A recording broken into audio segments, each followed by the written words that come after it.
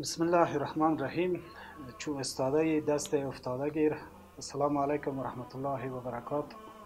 هموطنان نهایت گرامی، قسمی که شما در جریان قرار دارین، روز به روز مشکلات بیکاری، یعنی سطح بیکاری در کشور افزایش یافته و از طرف دیگر زمستان پیش رو که هوای سرد هست در فرا رسیدن هستند و حالات اقتصادی مردم خیلی خراب است.